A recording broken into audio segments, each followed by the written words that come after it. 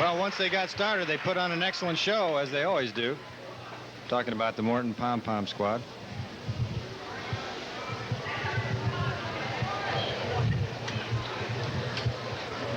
Statistically, talking about this first half, according to my unofficial statistics, we've taken 10 more shots than Rockford Auburn.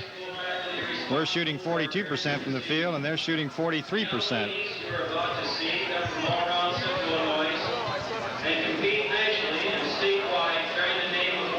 We're getting set up here for a gymnastics exhibition by the Midwest Gymnastics team. The Midwest Gymnastic Academy of Morton, home of state and national tumbling and gymnastic champions. These girls will be performing are from Mason City, Pekin, Chillicothe, Bloomington, Peoria, Bartonville, Hopedale, and there's 3 girls from Morton. They are Heather Fisher, Lori Skold, and the first Morton gymnast to qualify for the United States Gymnastics Junior Olympics, Jamie Cook, who is a freshman at Morton High School. These girls are all Class 1 and Class 2 gymnasts, and the coaches are Diane Fortman and Ed Nelson. It's her first appearance with this group. This group has performed all over the state of Illinois, including Bradley University. You know, Wendell, I think gymnastics is one athletic competition that the United States has been kind of embarrassed about their performance in the last few Olympics. And it seems like the emphasis has really picked up across the nation. You watch some of the sports shows on the weekend television, and quite oftentimes they feature gymnastics. Now, from Morton, Illinois, first of all, let's introduce our super sub.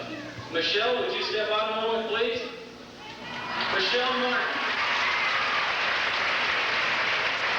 And I know that these young ladies put in a lot of time practicing on their from Morton Township High School gymnastic skills. is Heather Fisher. Next, from Morton Grade School, Lori Skold. And next, I have the honor and privilege to introduce to you Morton fans the first Morton girl we've had in the 8 years we've been in business to qualify for the State Junior Olympics. She's a freshman at Morton High School, and her name is Jamie Cook.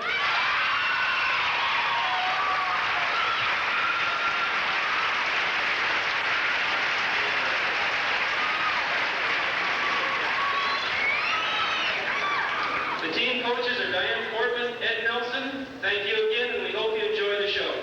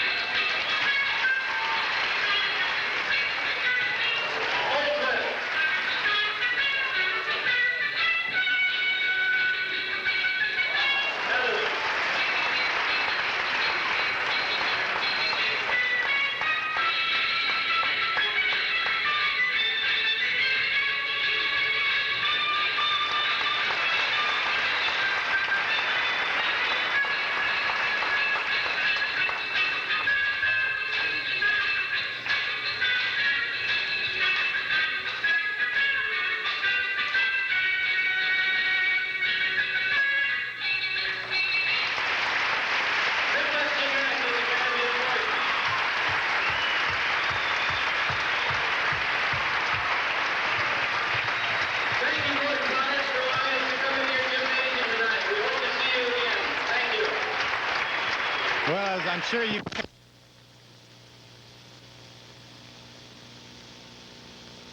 You know, when you buy something from somebody, anything, you're doing it. Congratulations to all those young ladies.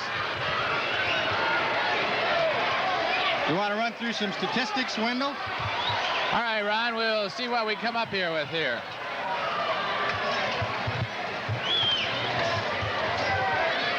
Well, let's see. For Morton, we got down here at the first half, 16 out of 38 shots for about 42%. Is that right, Ron?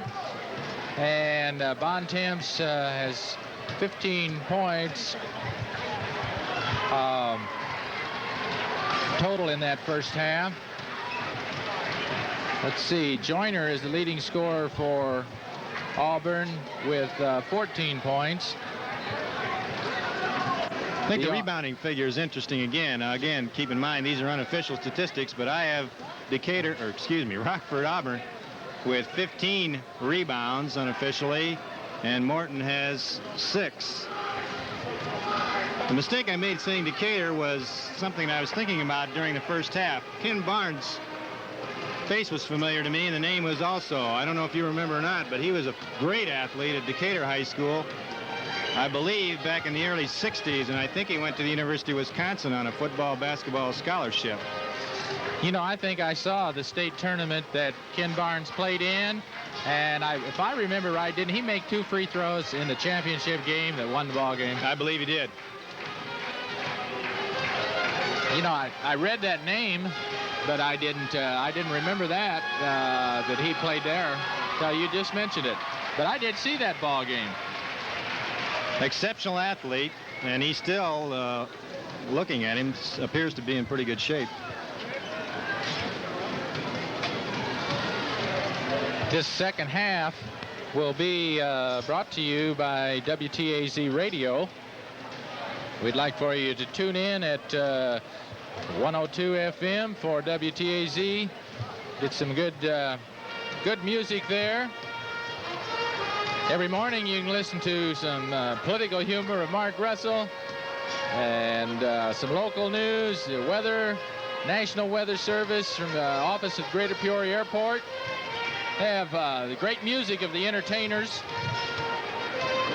They also follow the Morton Potters to other schools.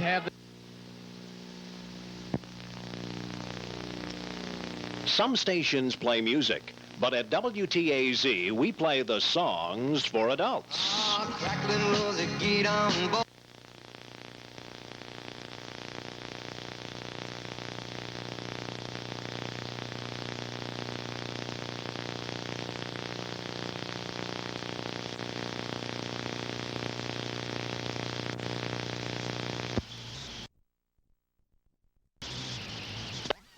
In the state tournament series.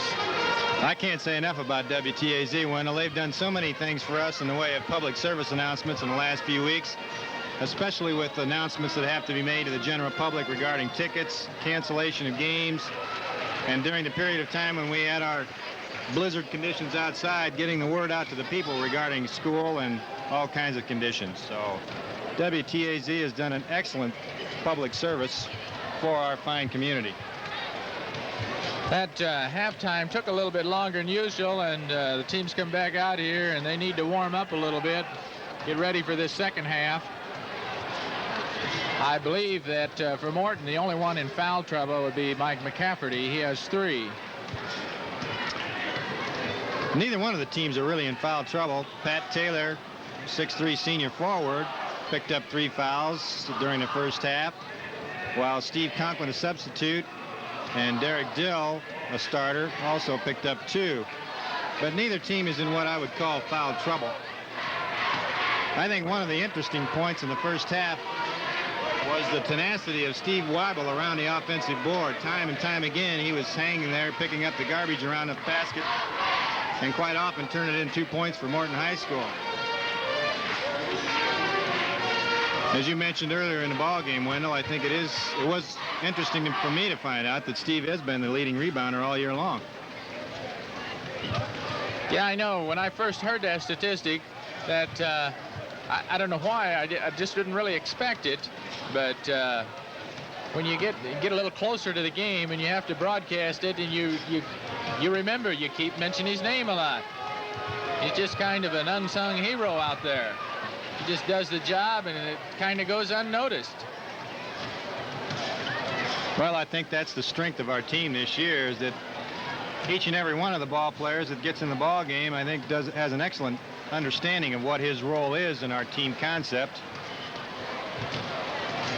And that puts a lot of pressure on the defense when they have to worry about 5 people and not just 1 or 2. I was glad to see in that first half that Mike McCafferty hit a couple of shots from about 18 feet. And, boy, that'll help his confidence, and that's what we need.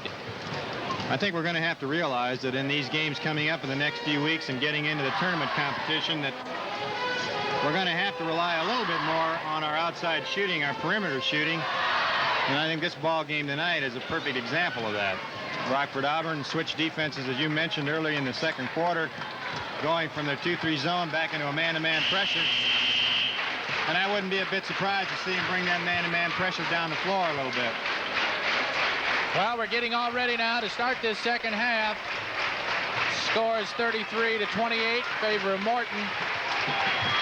This second half is anything like that first half, why I don't think anybody's going to leave. This is going to be an interesting ball game.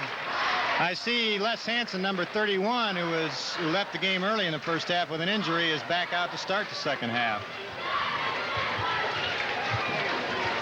Starting lineup for Morton remains the same as it was at the beginning of the ball game. Kaufman, Bontemps, Weibel, McCafferty, and Big Mike McGeskey is jumping center.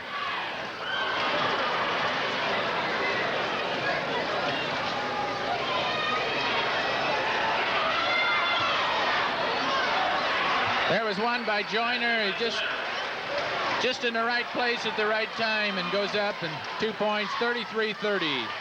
7:42 to go in the third quarter.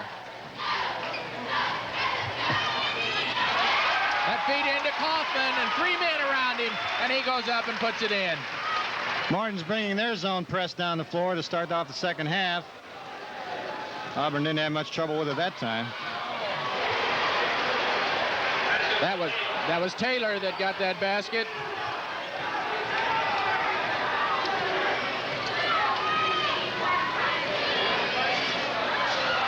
And it goes in. Weibel from the outside at far corner, and he gets 2.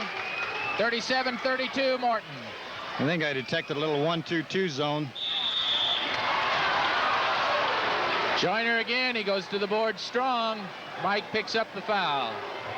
That's the third foul for Mike McGeskey. And as I mentioned at the start of this ball game, I believe Rockford Auburn's one of their philosophies is to take the ball to the basket. They may get some shots blocked, but they're also going to pick up some fouls.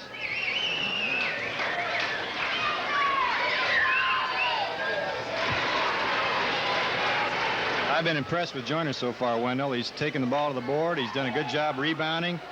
And so far, he's been excellent at the foul line. He picks up 2 more there, and that makes it a 3-point game, 37-34. Morton still leading.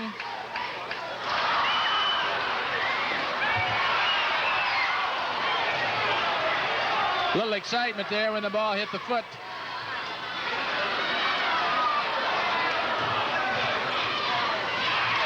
Steal there by McCafferty.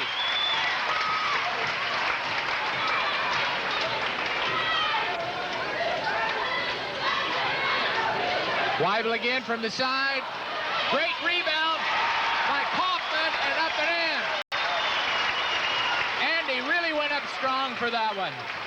39-34, Morton over Rockford Auburn. One of the keys to offensive rebound is being in the right spot at the right time, and Andy sure was that particular time. There's those quick hands again from Bontemps, and up and in it goes. And that makes it 41-34 Morton. And once again, Kevin was able to turn a turnover by Rockford into 2 points for us.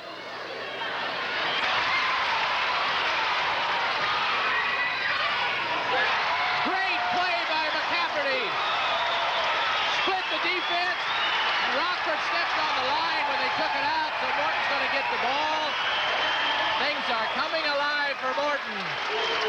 43-34, and Auburn wants a timeout. Well, things have really gotten exciting right now, Ron. That's how quick things can turn around in this game of basketball. Just as Rockford Auburn had cut our lead to 3 points, which is close as they had been since early in the second quarter, we come right back and score 6 of our own, and now we've got a 9-point lead with 5 minutes and 37 seconds left to go in the third quarter.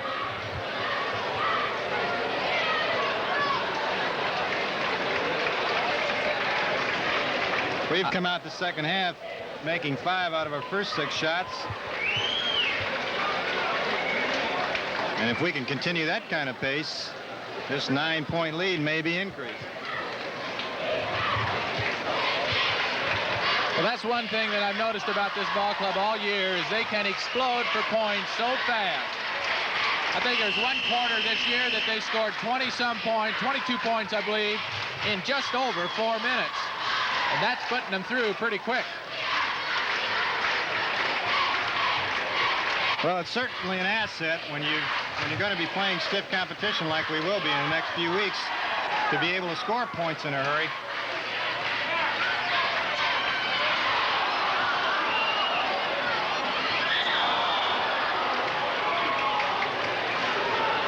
Steve Weibel picked up the foul.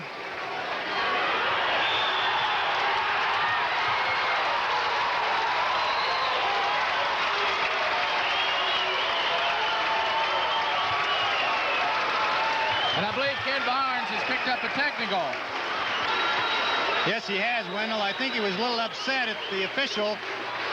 He felt that Steve Weibel's foul was a little bit more than just the average foul. I really think all Steve had in mind was to make sure that he didn't score the 2 points on what looked to be a breakaway at that time. That's the way I saw it. He definitely pushed up against him. But he was just pushing him away from the basket. He just wasn't letting him go in and score.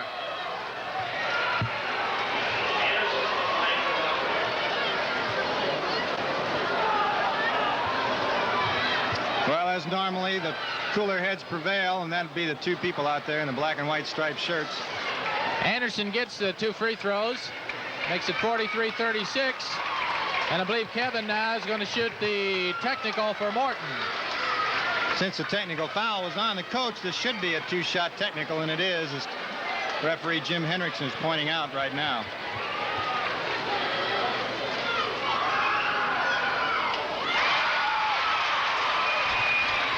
Nothing but net from Kevin on the first one.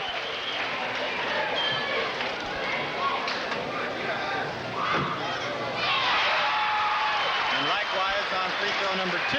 So we exchange foul shots in that flurry of action. After that exchange, the score now 45-36 Morton with 5:32 to go in this third quarter. This second half being brought to you by WTAZ FM Radio 102. Got another foul.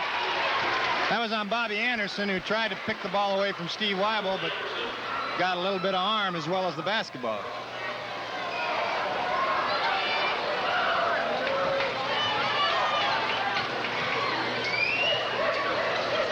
Rockford Auburn has now gone to a 1-2-2 zone. They're still applying pressure on the ball handler, however.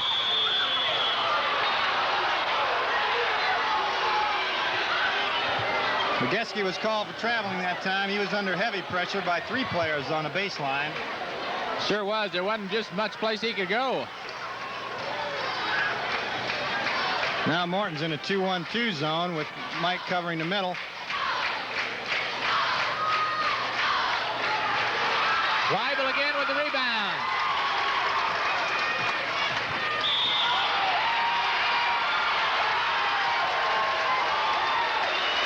And Big Sam Joyner picks up the tripping foul. We'll just get it out of bounds. Neither team's in the bonus yet.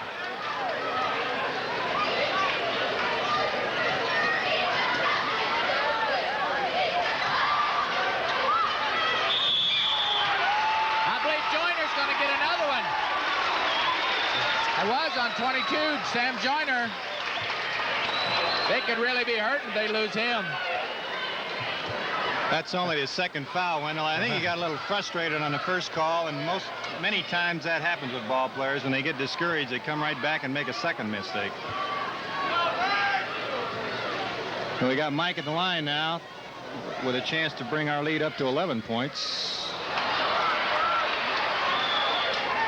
As we noted at the end of the first half, Morton's been having problems from the foul line. Mike gets the second one. That makes it 46-36. 10-point lead for Morton with 4:40 to go in the third quarter. Good rebound there by Kaufman.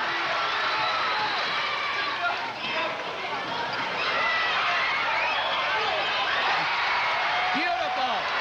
Great pass to Vigetsky, and then he saw Kaufman and got it to him, and he goes up for the 2 points. That's really fun to see. That's the biggest lead of the night, I believe.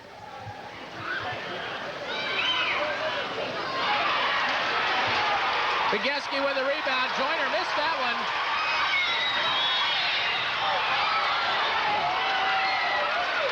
Good block there by Bobby Anderson. Knocked it out of Weibel's hand, but Morton will get the ball.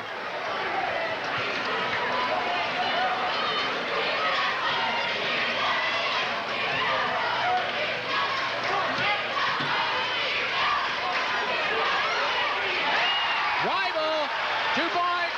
That makes the score 50-36. Morton over Auburn. We just did an excellent job of moving the ball offensively. Found the right man in the lane, and Steve put it home. You know, just a little bit ago, the score was 37-34, so we've outscored them 13-2. That was Williams who got that basket from out. 50-38, 3:24 to go in this third quarter. Steve Weibel again from out, and he gets it. Steve's finding the range, and when he finds it, he can can him. He is just having an excellent ball game tonight.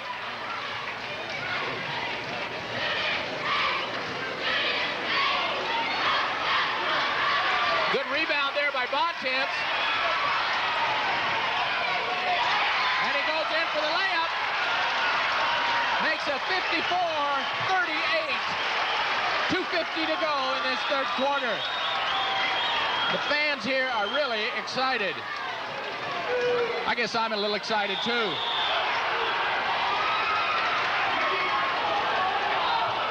I think they're going to give it to Mike Vigetsky on a blocking foul. That's going to be number 4, isn't it? That's 4 fouls on Mike. That's his 4th foul. Coach Reiser's going to get Greg Garrison in a ball game now for Mike.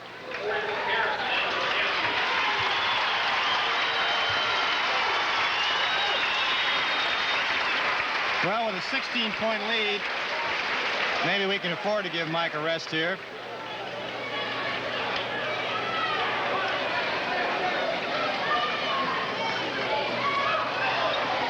Anderson hits from out. Anderson looks very confident taking that shot, so he must be able to make that shot with some regularity.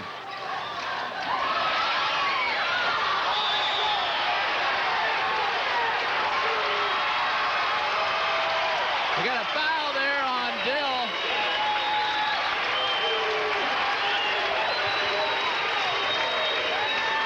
Still not in the bonus, so Morton will get the ball out of bounds. That foul was number 3 on Dill.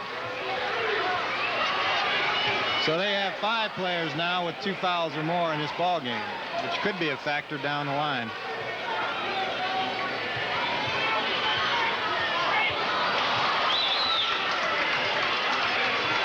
And he's having some difficulties at the foul line tonight. But we've still got 1 big quarter to go, and that may be the time when we need these free throws.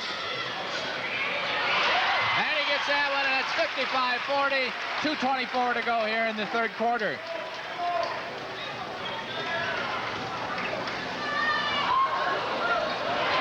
Bobby Anderson goes at the basket again and gets 2.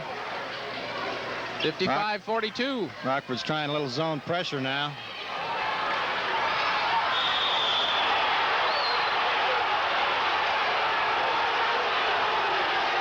Little disagreement there disagree with that, too. I believe it was Rockford Auburn's slap of the ball that caused it to go back. The basketball is such a fast-paced ball game, it's not hard to miss one or two.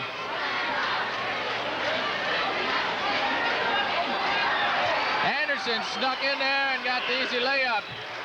55-44. A lot of pressure from the press of Auburn.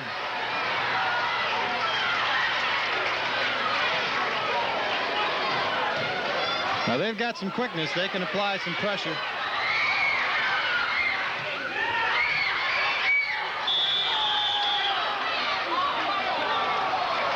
And after all that, we're going to have a jump ball. Now that was quite a flurry of action with bodies flying all over the place. I'm glad this is not radio, Ron. I have to try to describe that.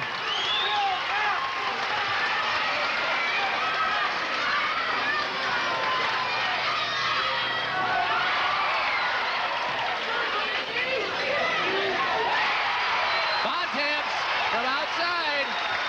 57-44, Morton. That was a perfect example of an excellent two-man play with Bontemps giving the ball to Andy and got it right back for the little 10-foot jump shot.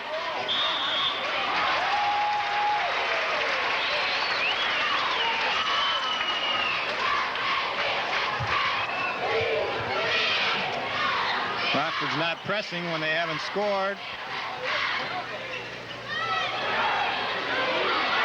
And Weibel gets her again. Well, Steve's 4 out of 5 starting off the second half.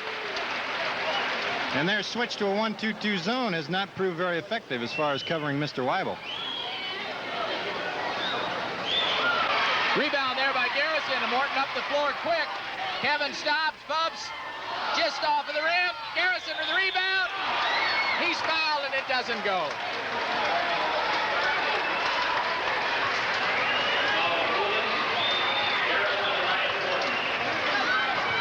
I've been impressed with Greg Garrison every time he's been in a ball game this year with his ability to get inside on that offensive board. He's not big. He doesn't appear to be a great jumper, but he sure gets the job done around the basket.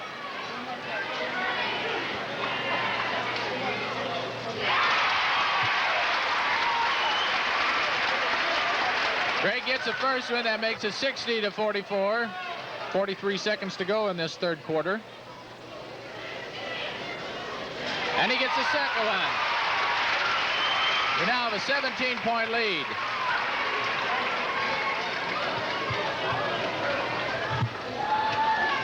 Rockford's kind of spread out their offense, and they have been forcing some shots in these last 2 minutes. Weibel picks up the ball, bounces it off with Auburn foot, and Morton gets the ball out of bounds. I do detect some frustration on the faces of these Rockford players. And I'd say right now we're definitely in the driver's seat.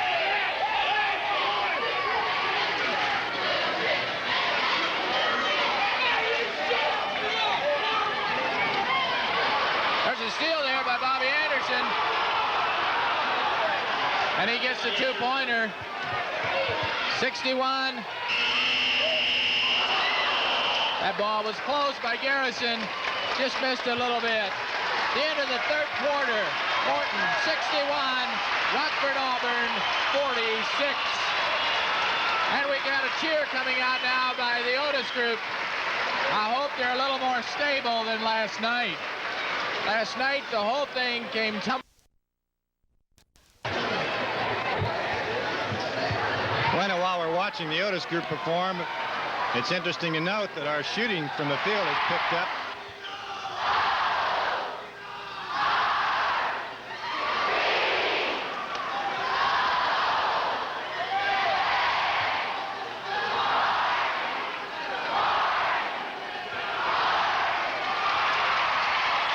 As I was mentioning before, our shooting from the field has picked up. During that third quarter, we scored 11 field goals and 17 shots. As we mentioned before, Steve Weibel is 4 out of 5, most of them coming from the 15 to 18-foot range. Well, we've got a wild 8 minutes I can anticipate because I'm sure Rockford Auburn's going to apply some full court pressure. And as quick and as aggressive as they are, this could turn into a free throw shooting contest.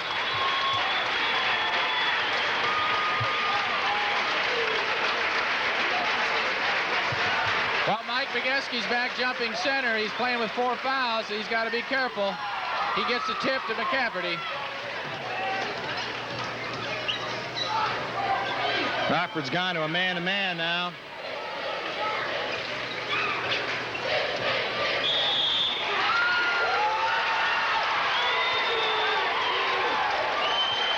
Foul on Joyner. Joyner picked up his 3rd foul. He was really crowding Andy then. Really crowding him. Well, anybody knows that's seen Andy Kaufman maneuver around a basket that you've got your hands full when he gets the ball at the low post. And I think Mr. Joyner was trying to do the best job he could. Andy gets a first one. 62-46.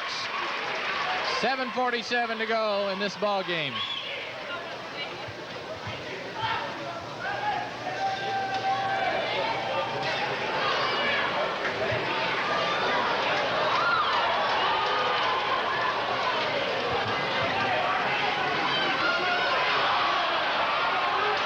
Biegeski with the rebound. Morton comes back strong. Our rebounding picked up during that 3rd quarter also. Good feed to Kaufman, and he goes up and gets it. There's an example of where Bontemps penetrates and lays that off to the open man.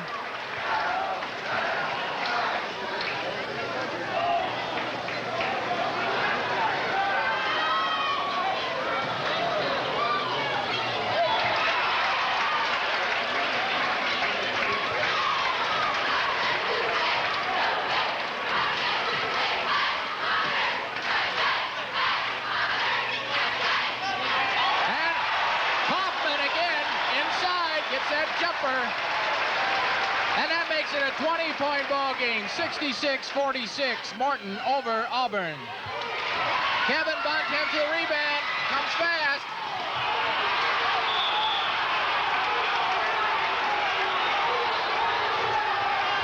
Well, I've got Andy Kaufman now for 20 points on that last field goal. Here comes 22.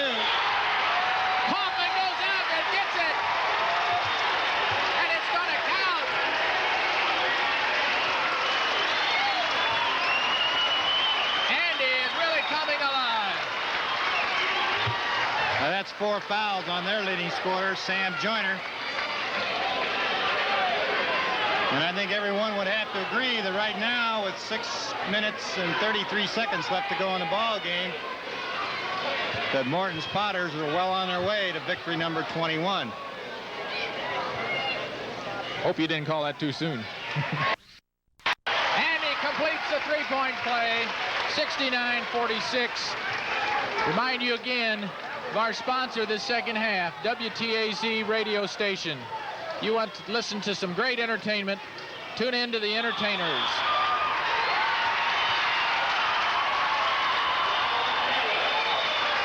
Well, I've got that 4 fouls on Mr. Taylor as he tried to drive through the lane.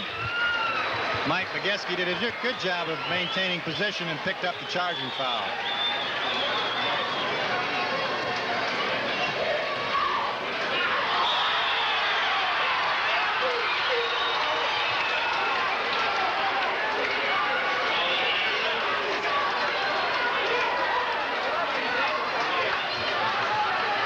I'll tell you, it is mighty rough under those boards in there, Ron. Yeah, I think the frustration, as we mentioned before, is starting to set in. And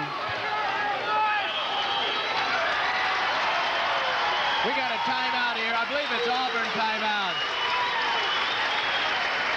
You know, Auburn's been up there on top with only 1 loss and 19 wins, and they're getting a little frustrated. They look up at that score.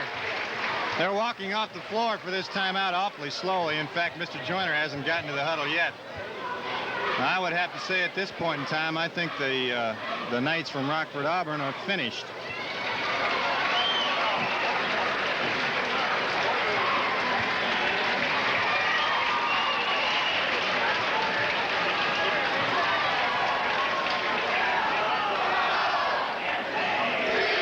I've got Andy Kaufman so far 6 out of 7 from the field in the second half, plus 3 free throws, so he's picked up a total of 15 points in about 10 minutes of action.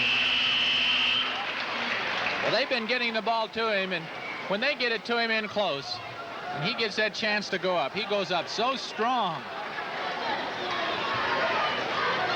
Well, this has got to be a big game for Coach Reiser and the Morton Potters. I know everyone, since this game was scheduled, was looking forward to this. And I'm sure as the Morton fans look up at the scoreboard right now, they're more than pleased with the kind of results that they've gotten so far.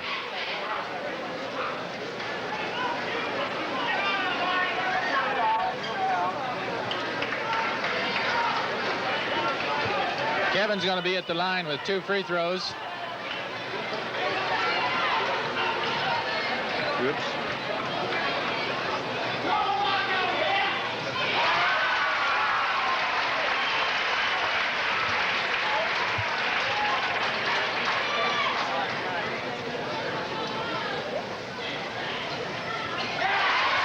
And he gets them both, and that makes it a 71-46 ball game.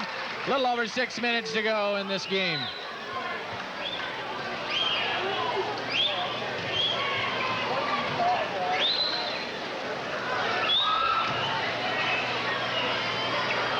That was Joyner up for that rebound and back up and laid it in. Well, he's a mighty strong player inside at 6'2".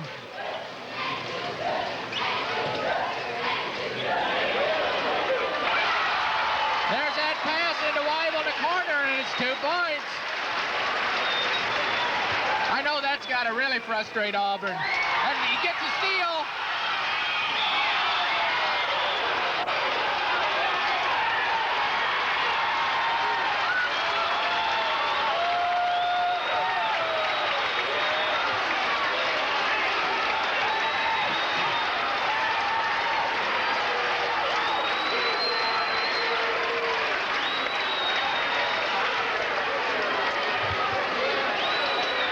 We sure got a lot of excitement in this ball game.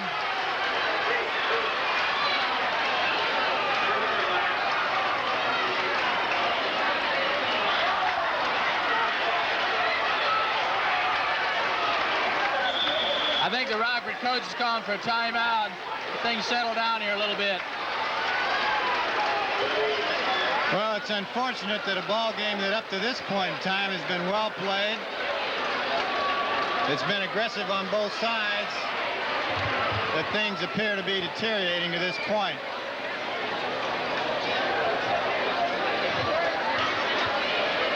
We can only hope that once again the cooler heads will prevail.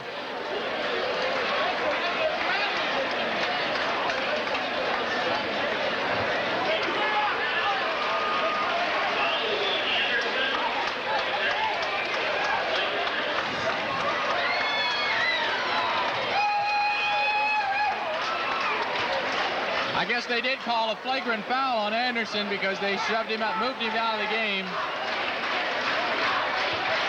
Well, I think Steve Weibel will be at the foul line shooting 2 free throws. Anderson was definitely ejected from the ball game. I don't know whether they called a flagrant technical foul or not.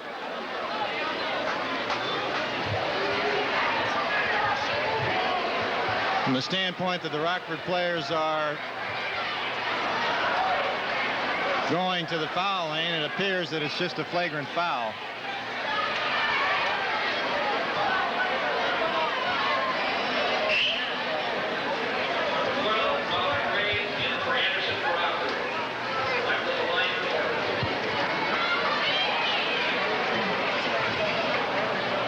Number 12, Robert Frey, has entered the ball game, replacing Anderson. Robert Frey, number 12, has replaced Anderson in the Rockford lineup.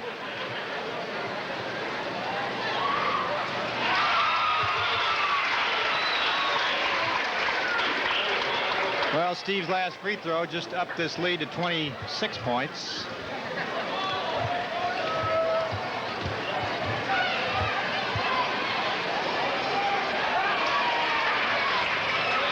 Weibel again with the rebound. About 5 minutes to go in this ball game.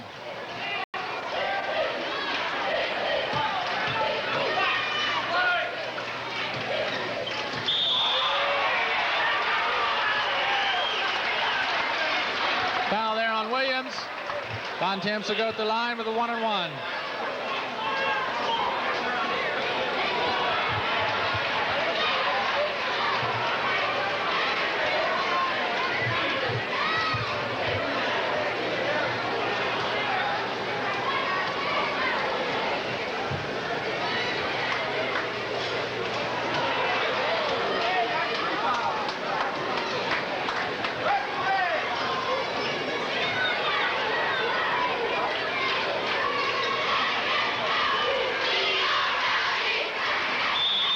That basket by Williams.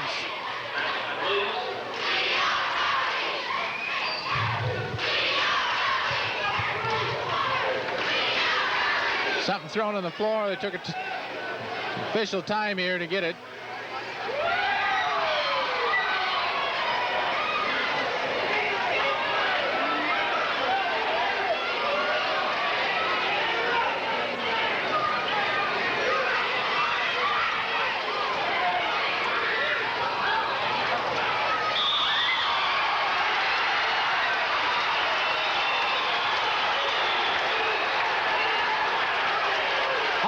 Foul that time on Joyner, and he just threw the ball in the air, and of course that's going to get him a technical.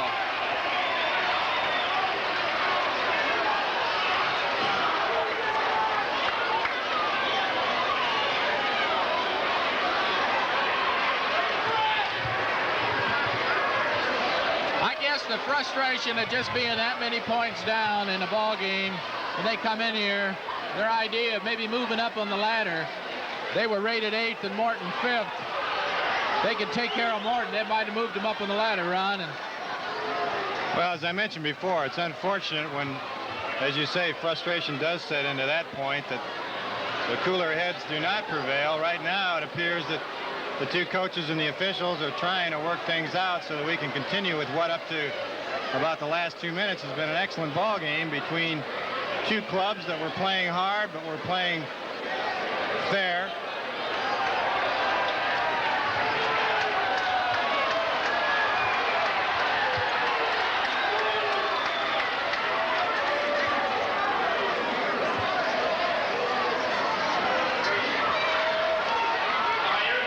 According to my statistics, Mr. Joyner has fouled out of the game, although he has not yet left the court.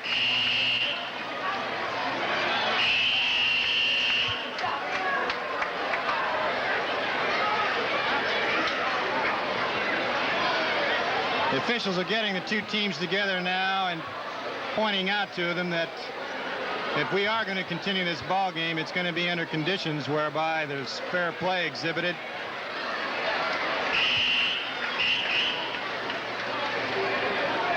So that the game of basketball can be played the way it's supposed to be.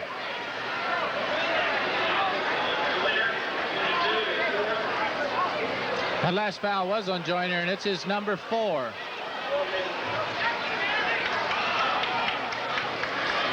.435 to go in this ball game. 74-50 Morton over Auburn.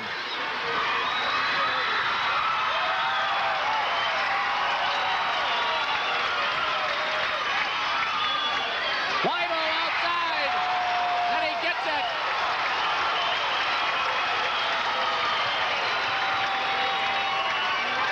A block there by Kevin Bontemps. Blocked one of Joyner's shots from outside.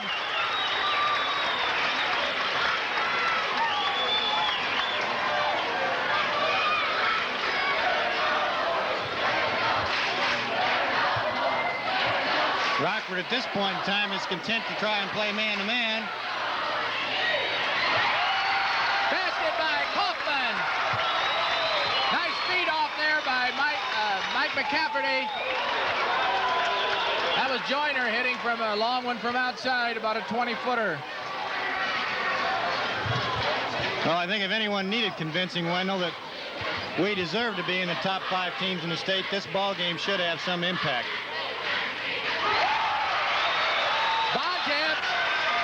hit, makes it 80-52. Morton over Auburn. 3:15 to go in this ball game. Basket by Taylor. Looks like Auburn's content just to go down and can that 25-footer. Morton's going to take a timeout. We do want to remind you that this game is second half is being sponsored by WTAZ Radio. If you get a chance,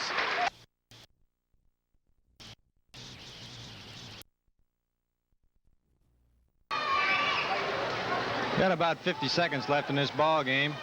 Morton still hanging on their 26-point lead. Garrison with a rebound.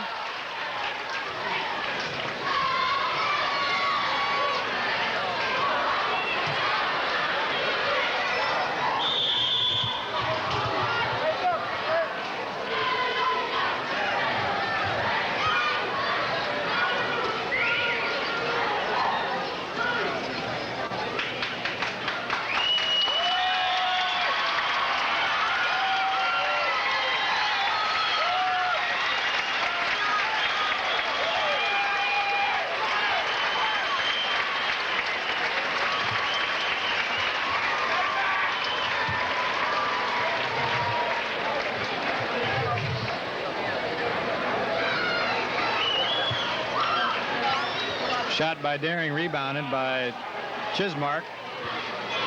16 seconds left. Dave Welch. I think that was a pass to Berger. A little bit high over his head. I hope he didn't shoot it that wildly. Misjudged Scott's height there.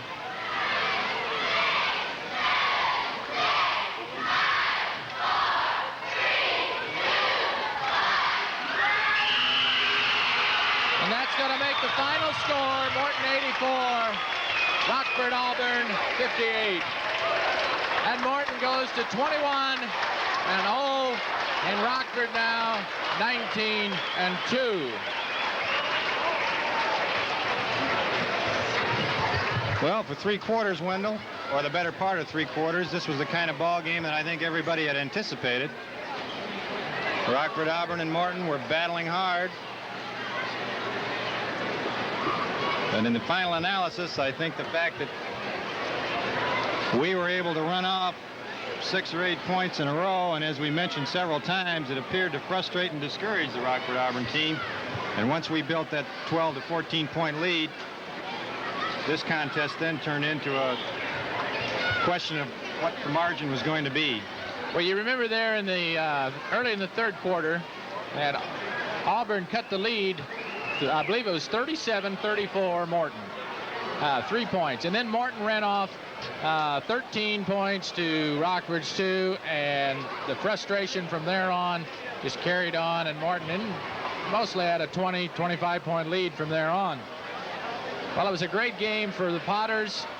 They'll be back here Monday night with the St. Ignatius game. It's been a pleasure to bring you this ball game. We might wrap up here, Wendell, with a few statistics. Again, these are unofficial, but I feel they're fairly close. We have Andy Kaufman wound up this ball game with 25 points. Kevin Bontemps, you just don't notice him scoring. He does it so consistently. My unofficial statistics have Kevin with 27 points. Steve Weibel, who I felt played an excellent ball game, especially during the third quarter when his perimeter baseline jump shooting really took the heart out of Rockford Auburn's zone defense. He finished with 19 points. On the other side of the ledger, Sam Joyner, who showed us some fine moves during the early part of the ball game, finished the night with 22 points. Bobby Anderson, who took some outside shots with some efficiency and regularity in the third quarter, wound up with 12 points. I think one of the keys in the third quarter also was that we started to dominate the boards, both offensively and defensively.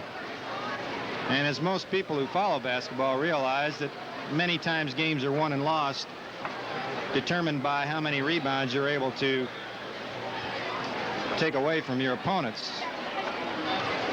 Well, Ron, it has been a pleasure doing this ball game with you. I'd like to remind the people that tonight's ball game was brought to you by Bill Clayson Ford and WTAZ Radio, along with Continental Cablevision, cooperation with Morton High School. We hope to see you at the game Monday. Be with us here on Cable 7 for that game Monday night, 8 o'clock. The game is at 6:15. In the second half, WTAZ. We appreciate bringing these ball games. This time,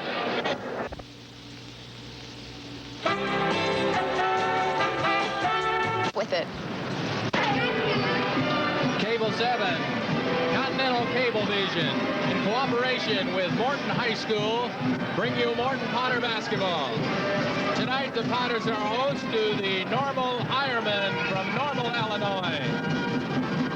At this time, we'd like to give you the starting lineups for the Normal Ironmen. Starting at a forward, we have a 6'5" senior. He'll be number 32. That's Brian Morrison. The other forward is a 6'4" senior. Number 35, Dave Jensen. And the center for the Ironmen is a 6'4" junior. He'll be number 45, Tim Block. And the one guard spot, a 5'10" senior, wearing number 10, that'll be Jack Nelson. And at the other guard, they have a sophomore who's 5'9", be wearing number 44, that's Steve DeVore. The Ironman coach is John Hawthorne.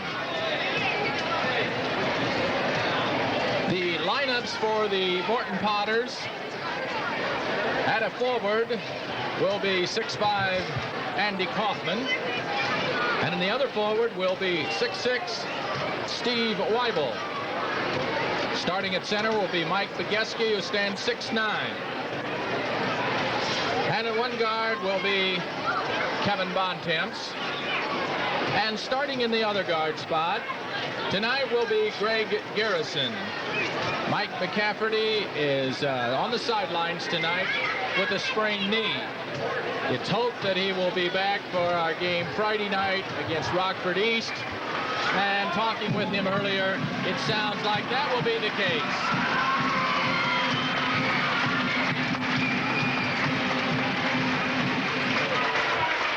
You hear by the crowd noise, the Potters are now going down to the dressing room. And just shortly, we will be bringing you the national anthem. The Potters are 23-0 at the present time, and tonight are going after number 24. The Ironmen from Normal are in the Tough Capital Conference. At the present time, they are 5-7 in the conference with a 10-9 record overall. Are taking an honor quilt to show their appreciation to their favorite team. The quilt will be cheery and gray, complete with each player's autograph. Tickets are on sale now and can be purchased for only $1. The quilt will fit on any standard size bed. At the present time, they are showing a quilt, the center. This is a quilt being made by the hero or home economics class, and this, they are having a raffle. They will raffle that off this coming Friday night. The quilt contains the numbers and names of the Potter basketball players along with the coaches, and the center of the quilt will not be finished until the season is over. And right now we're going to have our national anthem.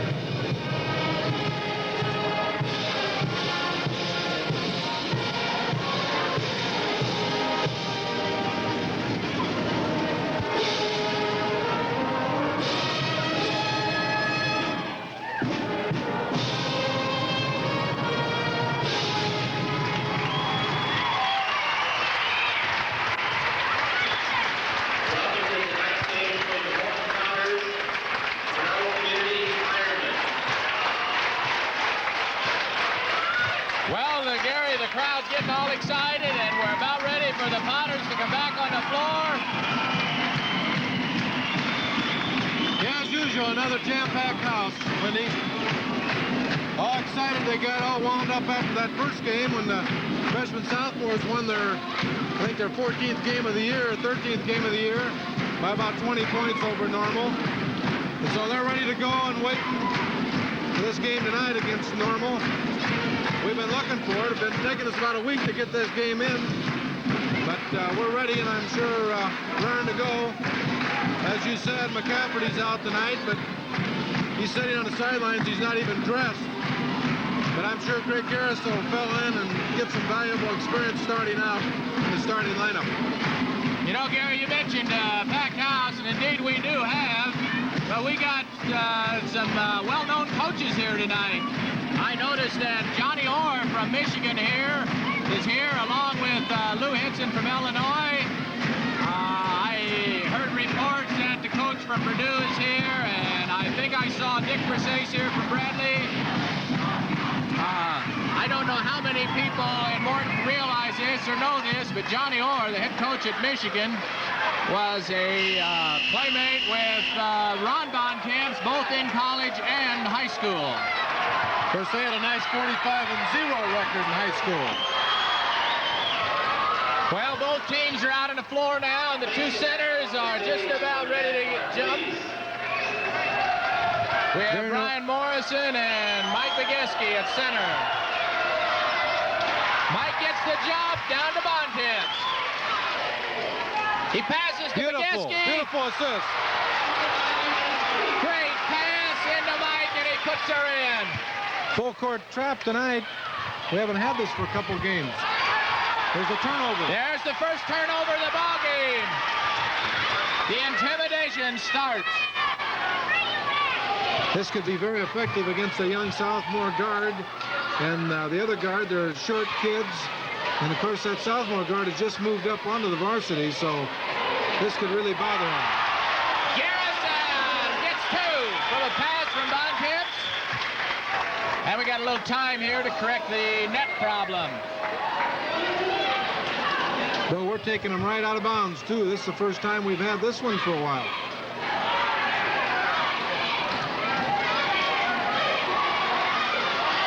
Another turnover. Great defense so far. Bontemps from out.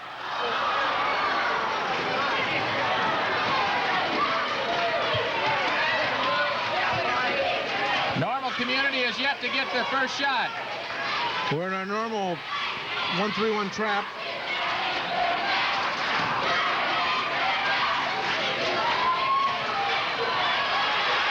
Mike Begeski in on the rebound, and he's fouled by Jensen.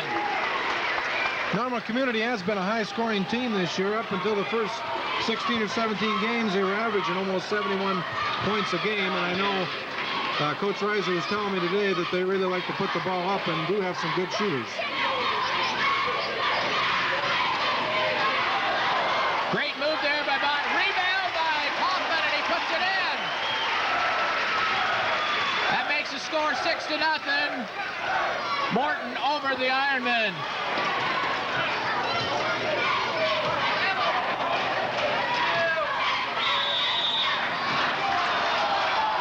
We got a foul there on Andy Kaufman. It's his first, Morton's first. 6:28 to go in the first quarter. Score Morton 6, Normal nothing. Normal Community has an overall 10-9 record, and they have had some real difficult teams that they have played. They played Homewood Flossmoor and the Decatur Eisenhower, teams like that. And I know Coach Hawthorne told me before the game that this Homewood Flossmoor has quite an outfit.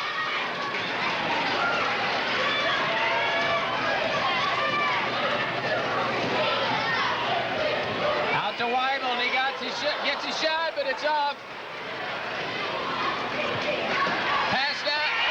Oh, what? Beautiful, beautiful. Listen to the crowd. That was Mike Begeski slapping that one out.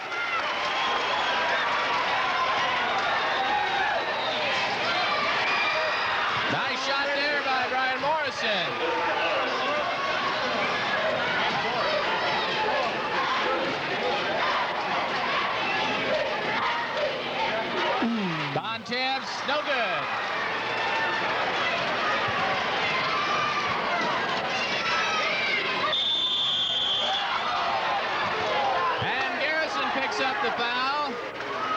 Jensen will go to the line.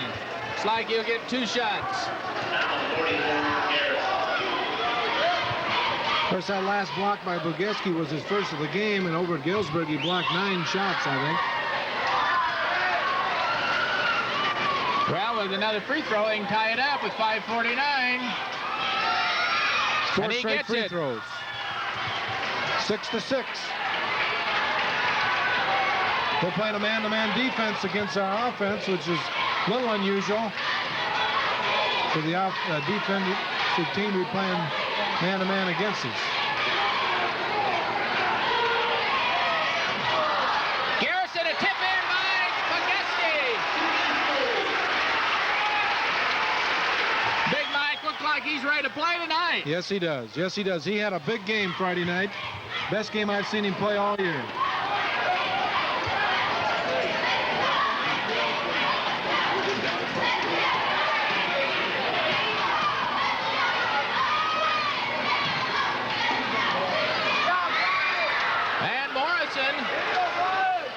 Ties it up, 8-8 with 5 minutes to go in the first quarter.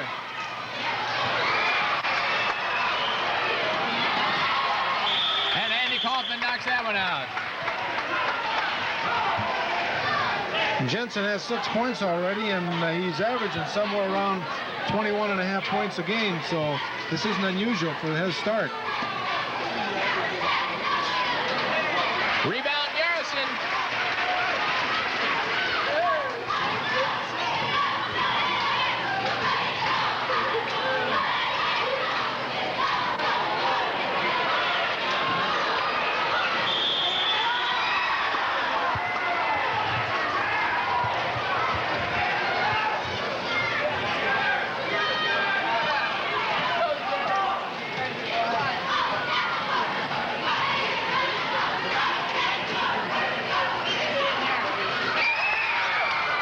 Tim Block hitting from the side.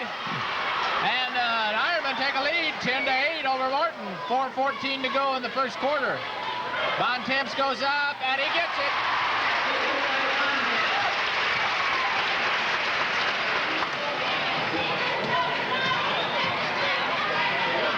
There we got a Bontemps with his hands. There's a foul on. And he gets a foul there from Nelson. Nelson.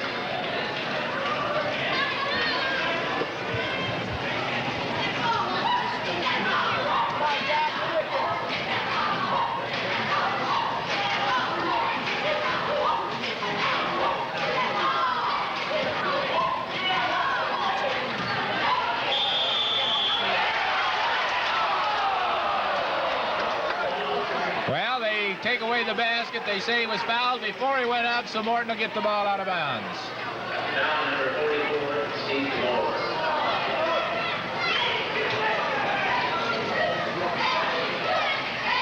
Get out of bounds play. Basket by Kaufman.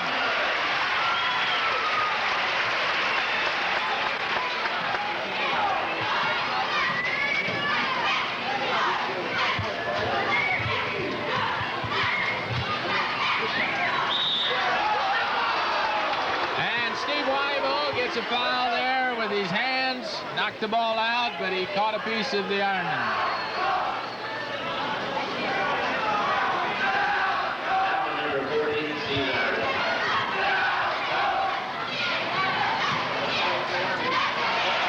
The block by Bontemps.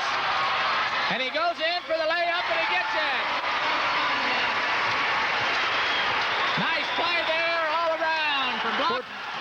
14-10. We got 3 quick baskets. 3 minutes to go.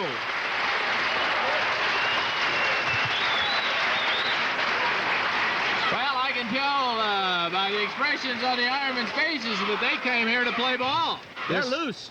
Yes, they are. Of course, they've got a couple scorers. This Jensen, I mentioned that he's scoring 21.5 points a game, and 32 Morrison scoring almost 18 points a game. So they have 2 high-scoring forwards there. They're fairly good size. At least they jump well in there, and they've been going up well on those rebounds, too. Well, they've out-rebounded their opponents somewhere around 7 rebounds a game more than the opponent, so they do get up pretty well. They're not real big, but they must block out pretty well. Of course, playing that man-to-man defense, I think it's easier to block your man out, and they are out-rebounding their opponents. We had some interesting statistics given to you by Norm Reiser today. Kind of phenomenal. I'll try to bring some of these statistics. These are through the first 23 games. One that's really startling to me and great statistic is Andy Kaufman field goal percentage, 67% through 23 games from the field, 67%.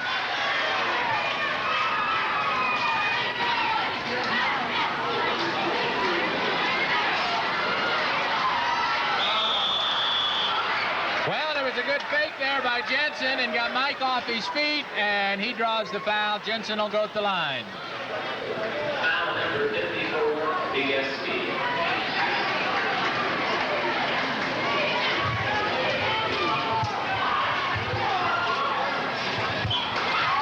That's his first miss after 4 straight free throws.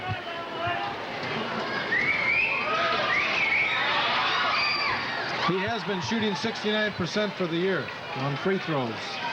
Jensen has. That makes it 14-11, 2:56 to go in this first quarter. Morton leading. They took Kevin out of the point and put him underneath. Well, you know, Kevin is 6'2", and the guy defensing against him is only 5'9", and Kevin just took him under the basket. They got him the ball, and he put it in. That was Dave Jensen that hit him from out, and those long shots kept him in the ball game. This is one thing that concerned Coach Reiser. He was telling me the way they can shoot, and of course against the zone, if you shoot, you can cause your opponent trouble.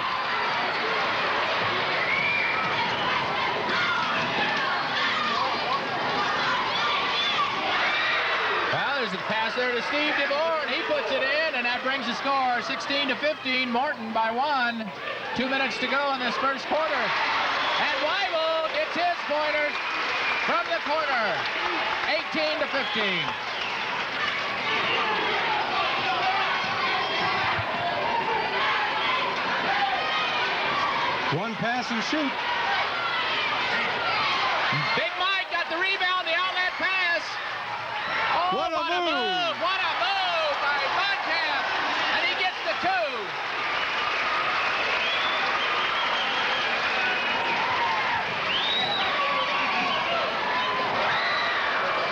Well, Nelson came right back, wanted to show what he could do too, and he draws 2. Didn't even make one pass that time. They like to put it up.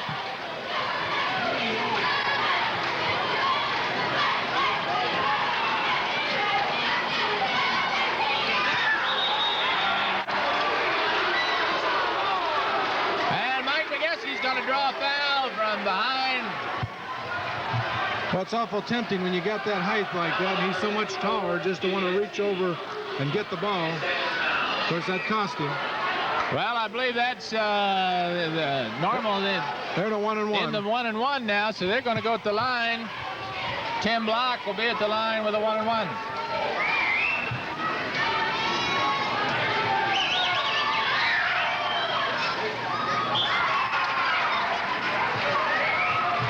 (20-18) with 1 minute and 20 seconds left. This looks like this could be a barn burner all the way down if they keep that shooting. Hoffman with that rebound.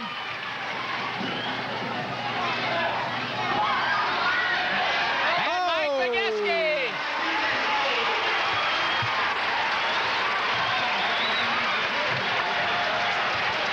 22-18 with 1 minute to go in this first quarter. Morton over Ironman. Over and back. Good turnover.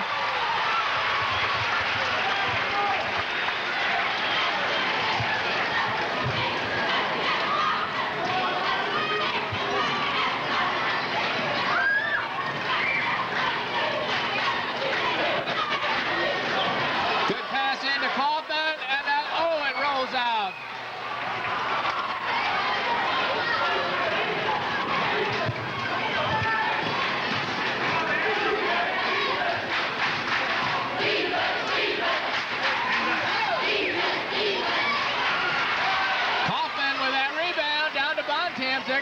floor quick. I believe we got a foul. Like Steve DeVore on the fouls. So Kevin Bontemps going to be able to go to the line with 2 shots. 25 seconds to go in this first quarter.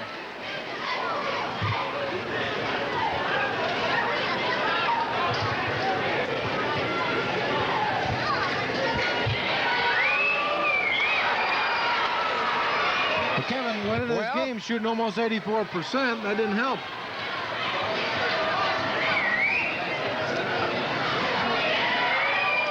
Well, he gets his second one. You know, with an 84% free throw shooting, you make 4 out of 5, and your average goes down. That's right. Well, there's those hands again by Weibel. 10 seconds. Let's see what happens. Look at that move there. Garrison from out, rebound, Kaufman, and he gets it! He rebounded that one in the air, hung there, and put it back in.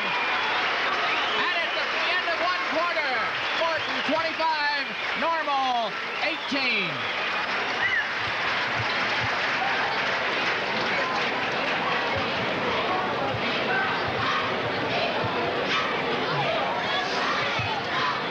The Ironmen came here to play. They're really putting the pressure on so far. They're really hustling. This game has really been played up and down the floor. Morton, of course, is really having fun running up and down.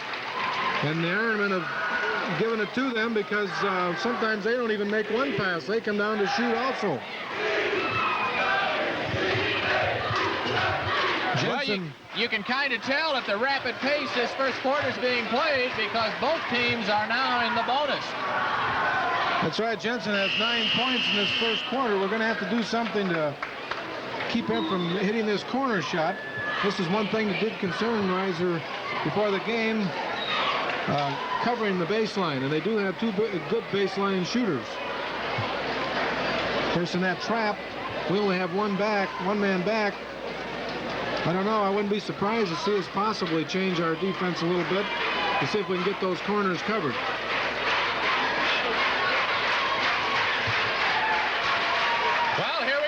Second quarter, Mike gets the tip.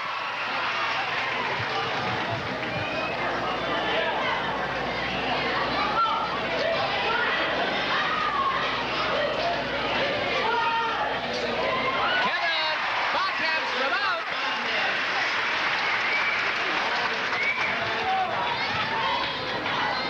There's those hands again. Oh, under the basket, wide open.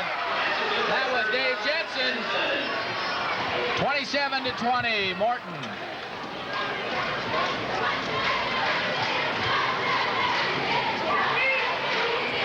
Steve Weibel from out.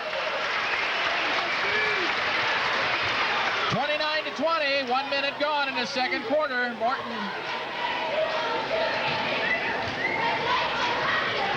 But we're still in our trap, so haven't made any change yet.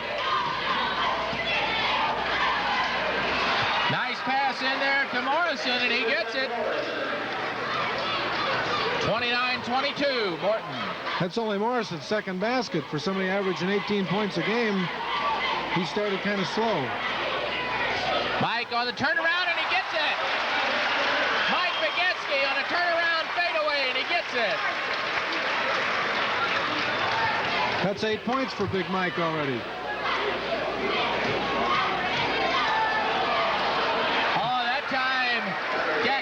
Just threaded the needle and went right in there for the layup. Drove by 3 people. I'm sure Reiser didn't like that. And the twisting up and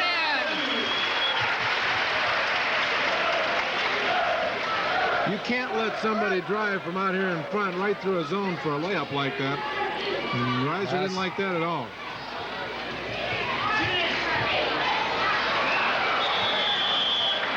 Jensen hits again from out.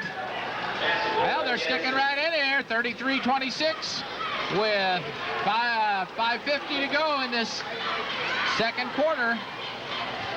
Kevin Bontemps from out, and he gets it. Boy, he was offside going to the left That's a difficult shot to shoot. Good defense there by Greg Garrison. Knocks it down. Bontemps picks it up. Pass back to Greg. And Greg is fouled. That time by the sophomore, Steve DeVore. That's 3 on him, I think. Well, Garrison will go at the line now. Get his chance for the 1-and-1.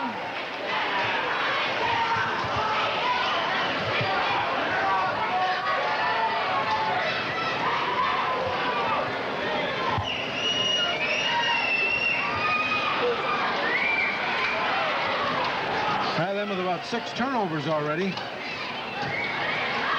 Oh, good defense there by Mike.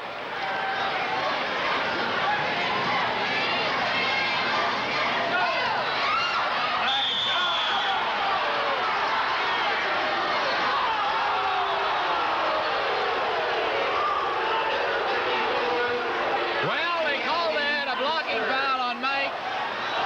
And Dave Jensen going to go to the line, shooting 2. That could have been called either way, I think. From our angle, I know what I would have called.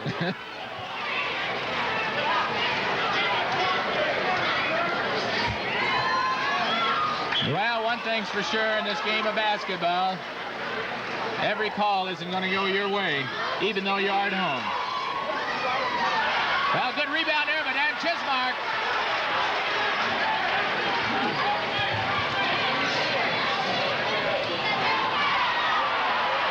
There's that same shot gets again. Another one. You know, that guy's all over him when he goes up for that shot. He's put 2 of them in, and he's not getting a foul. Now that was by Morrison.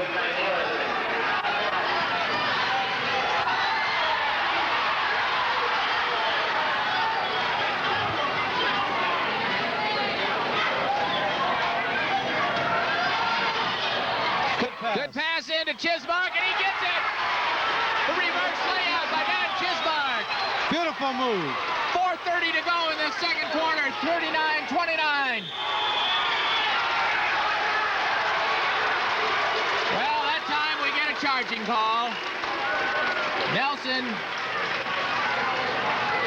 And it looks like the Ironman wants a timeout. I think what their coach is complaining about, Wendy, is I think he thinks Chismark traveled on that move down there he made. He's quite upset.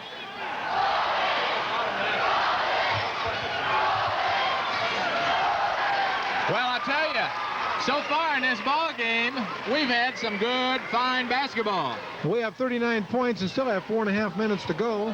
They have 29 points, which is, I think, way above an average of what the opponents have been scoring against us. And I don't think we've had people put the ball up and put it in the basket like this team has.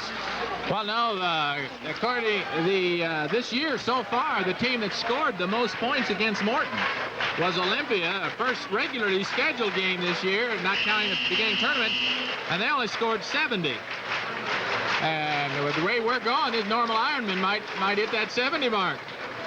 Of course, the rate the Potters are going, they may get 100 too. I think I'd take bets on that tonight that we will. You know, when you figure you got 40 points and you've only played 11.5 minutes. Yeah, 3/4 of the first half.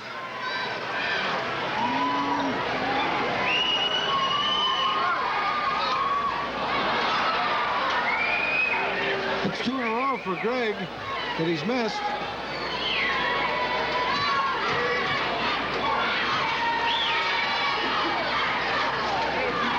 Another rebound there by Chismark.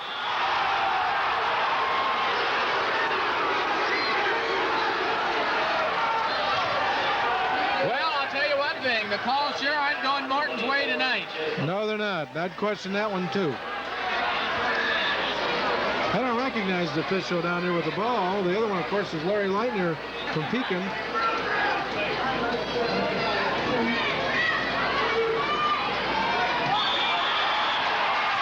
Well, they have a little traveling, so Morton will get the ball out of bounds. That basket did not count. Well, we have Greg Emmel in the lineup for DeVore.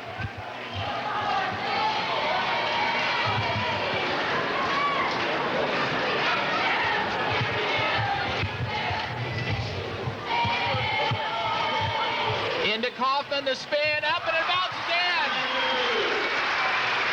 That kid just can't handle him in there. He's awfully quick.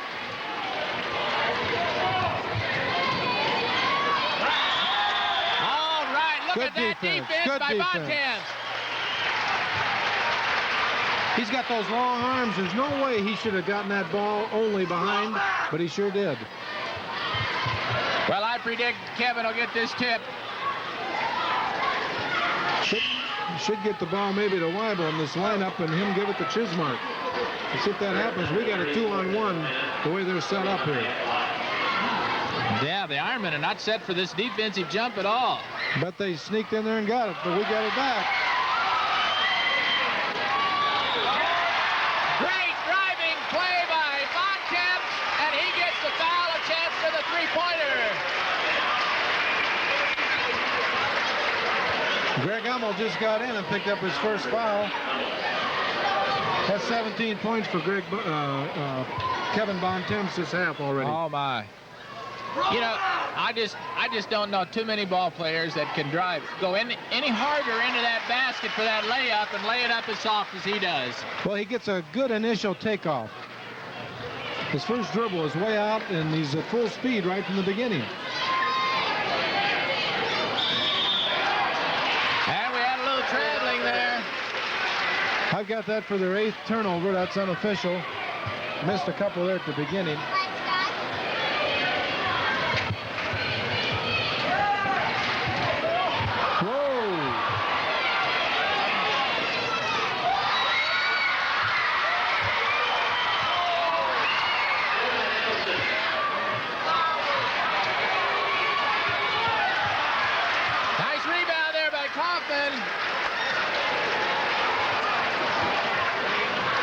It's been a tremendous first half here so far. We want to get our sponsors mentioned here. They're Kaufman again. Things are moving so fast, we don't have a chance. You know, we want you people to remember that's Bill Clayson Ford and Goffinet Engineering. We really appreciate those sponsors bringing these ball games.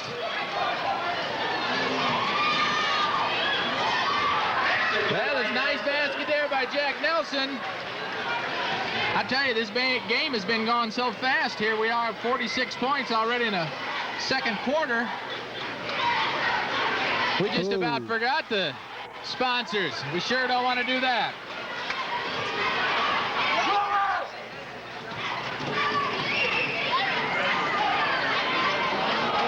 I think Kevin got a piece of that ball. I think he might have got a piece of his body, too. Yeah, I think he did kind of brush it. Well, 1:56 to go in this second quarter, and it's a 46-31 ball game. Well, Greg's now out there at the point.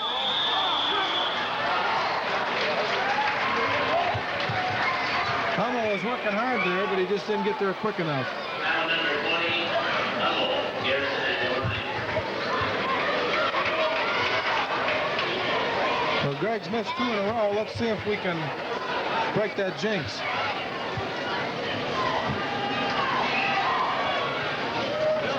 Well, that makes it 3. 3 first halves of 1-1. Well, a nice shot there by Nelson. And Nelson keeps putting it up.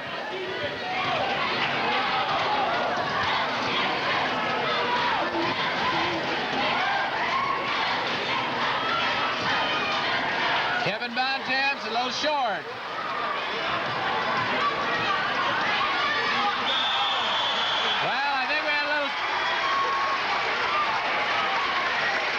They call that charging? Yeah, I believe so.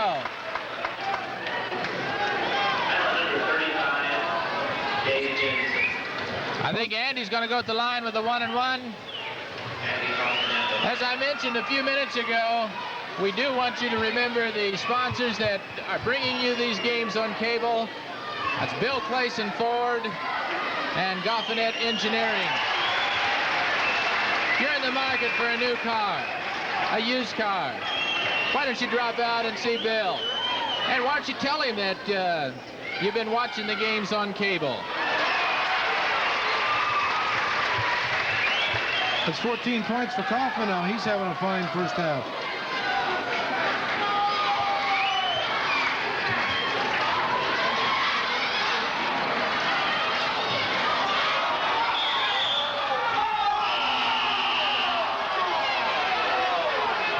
Well, they called that one on Garrison.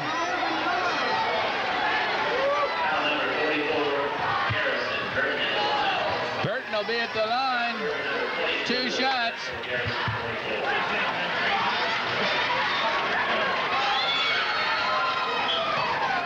Well, I'll tell you, Gary, everyone sees plays different from different angles, don't they?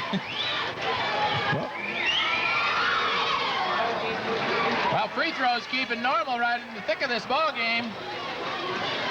Under a minute, 48-35, Morton in the second quarter.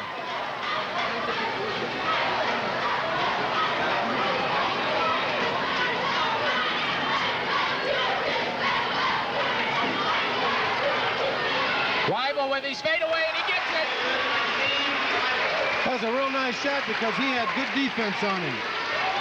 Well, that makes it 50-35, 30 seconds to go.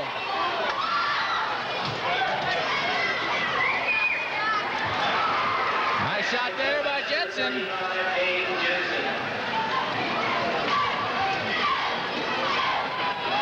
We've slowed that Jensen up the last couple minutes. 10 seconds. Dan Chismark. Oh, and he didn't get it. Rebound. Get in there, Scott. Berger, and he gets it. Littlest man on the floor got that rebound, put her back in. And that makes the first half in, and a score of 52 for Morton, 37 for the Normal Ironmen.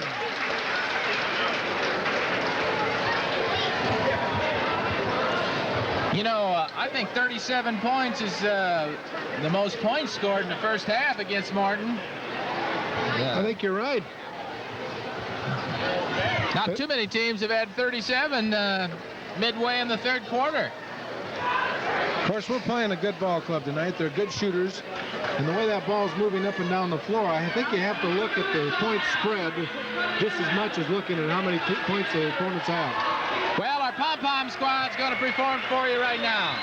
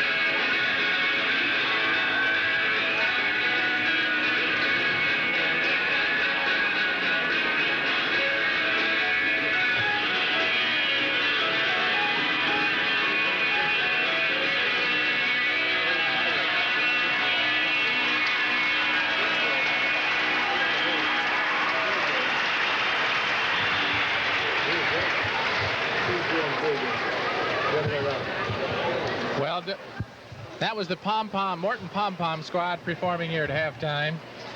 Don't forget if you get a chance to mention to our sponsors, Bill Clayson Ford and Goffinet Engineering, if you get a chance, you see them, why, tell them you appreciate bringing the Potter basketball games on cable television. Because I go by Bill's lot every day, and I see they finally got that snow off all those cars, so they're ready to go. Yeah. We do have some halftime scores, some halftime statistics here. For the normal Ironman, we have Jack Nelson down with 8 points, Brian Morrison with 6, and Dave Jensen with 16 that first half. Tim, Steve DeVore with 2 points for their total of 37. We do have them down for shooting 54% that first half and making 9 out of 11 free throws for 82%. For Morton, Kaufman has 14 points, Weibel 6, Mike Biegeski with 8 points, and Kevin Bontemps with 18 the first half, Greg Garrison with 2, Chismark with 2, and Scott Berger with 2 right there before the end of the half. Morton has made 24 out of 37 shots for a 65%, and 4 out of 8 the free throw line at 50%. Well, at this time, we'd like to pause now for a word from our sponsors.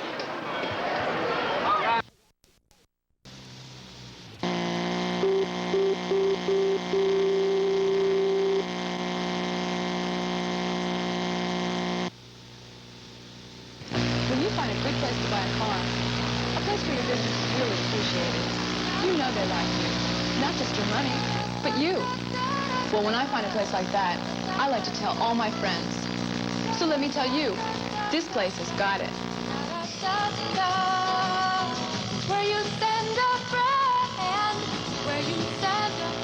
It's Bill Clayson Ford, just off I-74 in Morton. Bill Clayson Ford.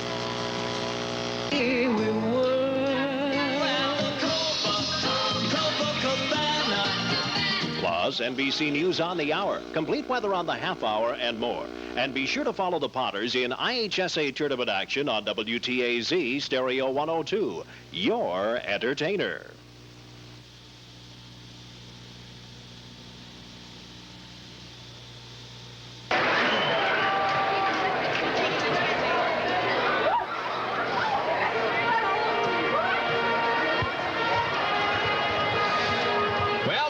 Are back on the floor. We have about 3 minutes before the start of the second half.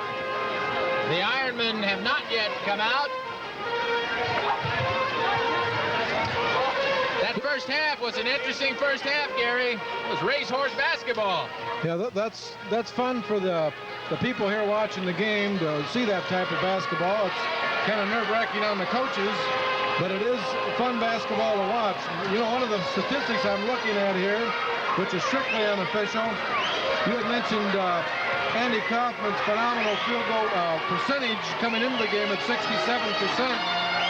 and he's made 6 out of 7 according to my statistics in the first half, so he hasn't hurt that any with those moves inside. It's been pretty difficult for their defensive men to try to handle. They try to clog up that middle a little bit, but he still has a knack of getting in there. Mike Biegeski came on strong that first half. He come out there and got several key rebounds, and he's getting that outlet pass, and Morton is moving up the floor awful fast.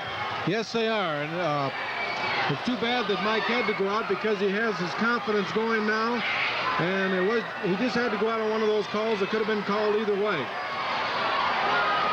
But this has given Dan Chismark an excellent opportunity to come in and get some valuable experience early in the game, and that's what you know, any of these people come off the bench, they need that type of experience coming in the first half when the pressure's still on to see what they can do. I've been real impressed with Jack Nelson in his hustling out there for the Iron Men. He's made 8 points in the first half, and he's just a little guy out there. But that one time on that fast break, I think he shot the ball 3 times, and it was kind of a battle between he and Andy Kaufman down here. Andy finally won out because Nelson didn't ever put the ball in the basket. But I have been impressed. He hasn't given up, and he just keeps putting that ball up. He shot about 10 times, made 4. He's a good little guard. Well, they are playing a real hustling man-to-man and making it awful tough on Morton. Now, Morton's done a good job on his Brian Morrison. He only has 6 points, and according to my records, has only shot the ball 6 times. And, of course, he's scoring about 18 points a game, so that might be one thing that Coach Hawthorne's talking about at halftime, to try to get him in a ball game a little bit more, see if some things can happen for him.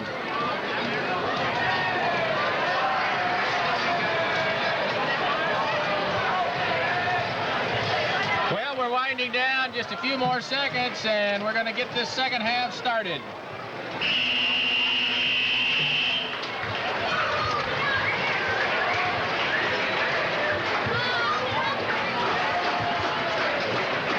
Some more statistics here on the Morton Potters. For rebounds, this is through 23 ball games. Steve Weibel has 176. Andy Kaufman, 164. And Mike Bogeski, 153. I see Mike's back in there in the jump center.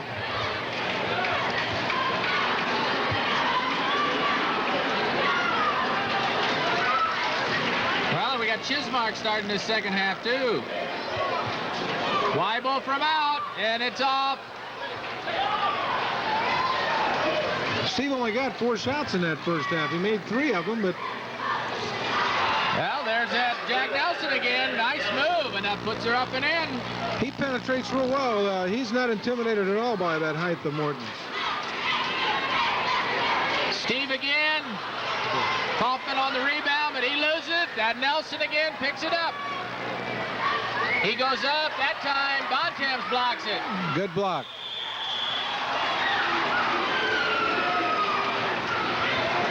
Foul number 24, Chismark. Dan Chismark picking up his second foul.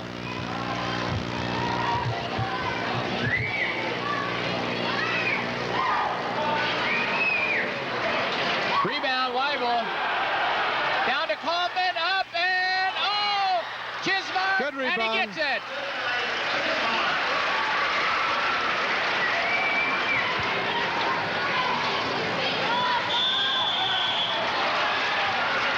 Well, he tried to dribble that time through 3 guys and traveled.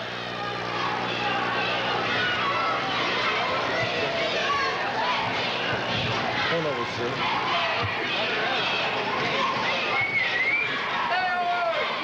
Bontemps goes up, and it's in and out. Pass down to Nelson, and he gets it. He's pesky. He stays right in there.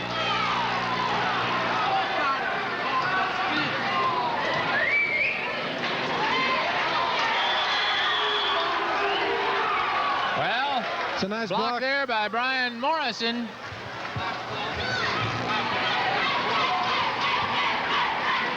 High to Mike Bogeski, and off the board, and it goes in. Mike has really improved as a shooter, hasn't he? He over sure the years? has. You know, he caught that ball high, held it high, and shot it up there. He didn't bring it down. That was Tim Block on that basket. 56 to 43, 6 minutes to go in the third quarter.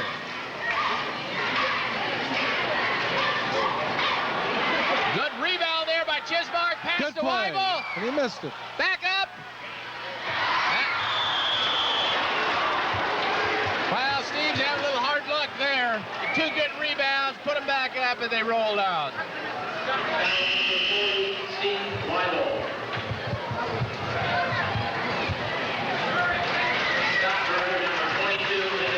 Well, he might be pressed a little bit now.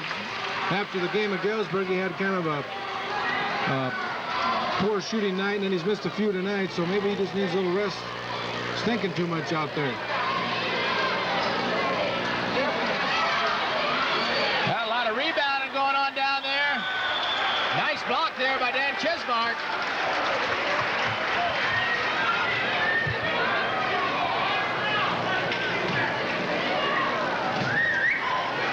Good block there by Mike Biegeski.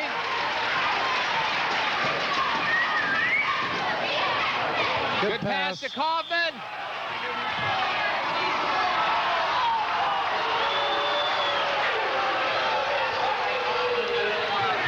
Well, that was a great fake there by the defensive man. He just stood there and fell backward, and the ref called for it.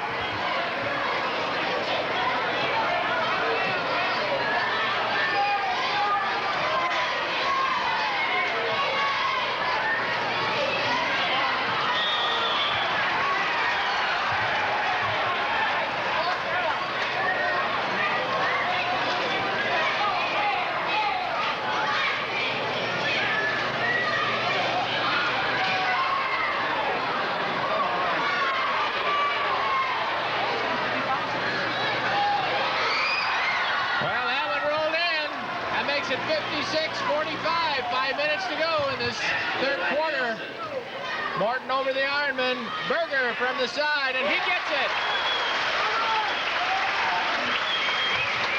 Well, of course, that corner man's been shot, has been open, as usual, with the penetrating of Bontemps, and so Coach Reiser's going to see if Scott can hit that shot tonight.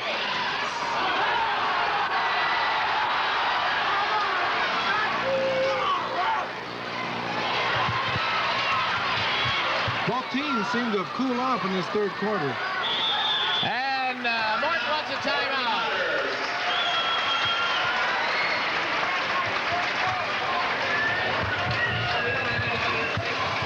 Well, the second half is being brought to you by WTAZ Radio. That's FM 102. Tune in and listen to the great music of the entertainers.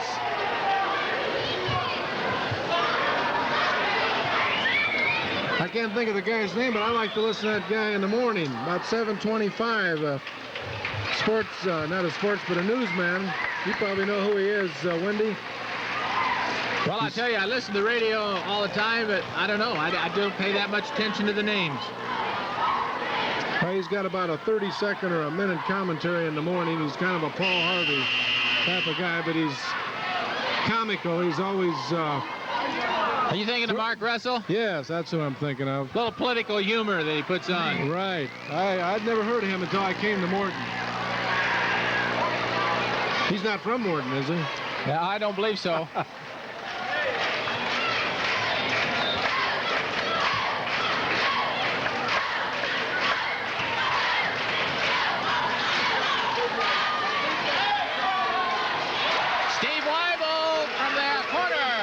They move Steve to this side to see if he can hit from this side. Well, he got that one. Let's hope that's the secret.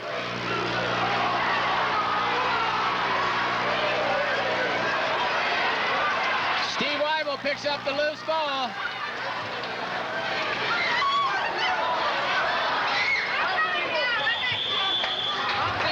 A little disorganized there.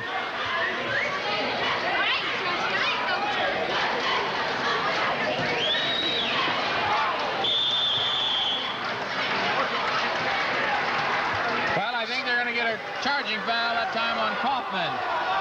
I think he got him after the shot.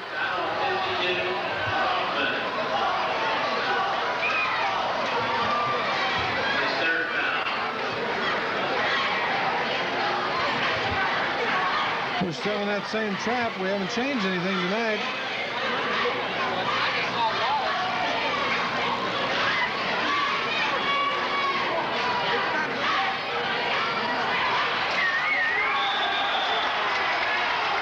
You know, he fell down to get that ball, and he slid a little bit. They could have almost called that traveling.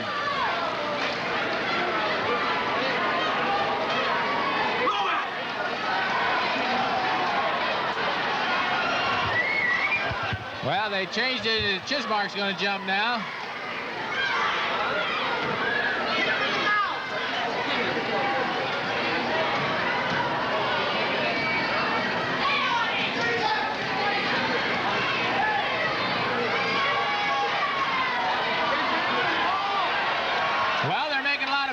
but not much is happening so far. I think he traveled. Well, they were working for that good shot, but they ended up traveling before they got it. 3 minutes to go in this third quarter. Morton leading 60-45. Weibel again for the corner, and he gets it. Oh, maybe that was the problem. Steve just on the wrong side. Yeah, he's been shooting from out of the side too long.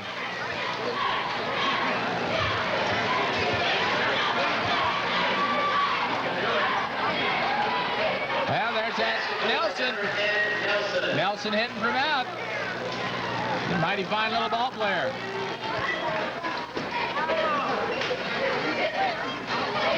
Pass into Mike. He gets it.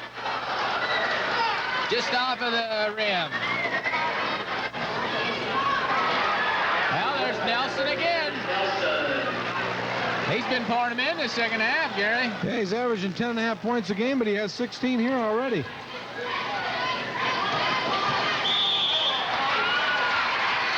Well, that time we had a foul there by Tim Block.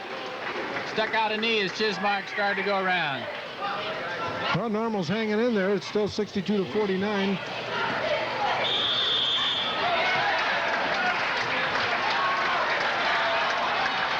Well, that time, I don't know, they got to count the basket. Well, they do finally give him the basket. Foul on Nelson. Bontemps go at the line. Chance for the three-point play.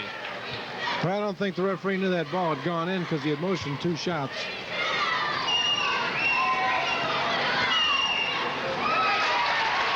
It makes it 65-49. 2 minutes to go in the third quarter.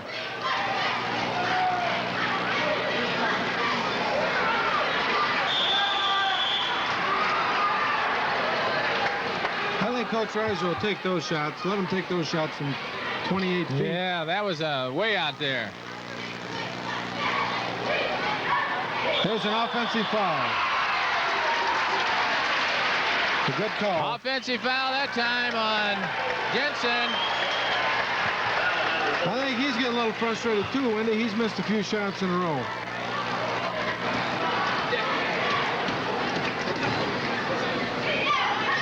Good pass to Kaufman. He goes up and he's fouled. Boy, when he got that ball, he had 3 guys swarmed around him quick. You know what? He sure did.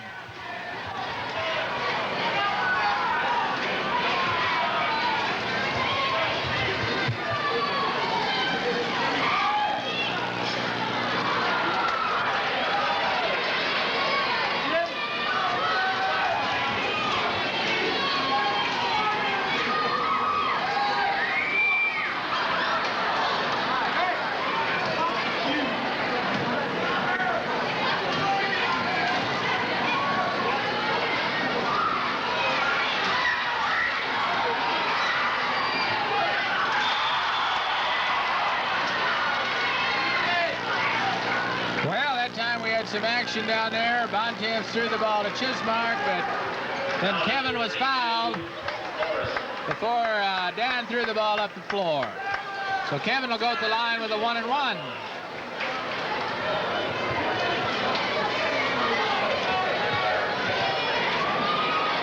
That had the makings of a halfback pass, or quarterback to the halfback down to the rim.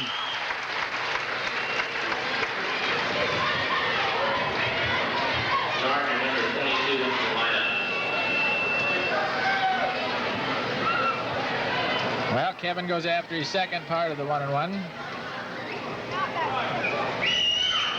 And he gets it. And that makes it 67-49 with 1:32 to go in this third quarter. Second half being brought to you by WTAZ Radio, home of the entertainers.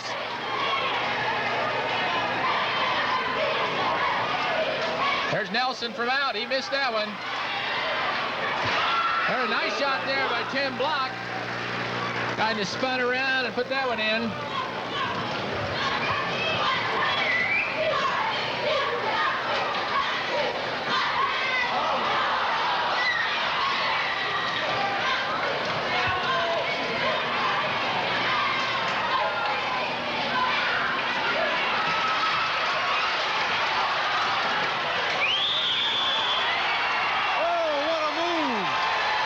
The foul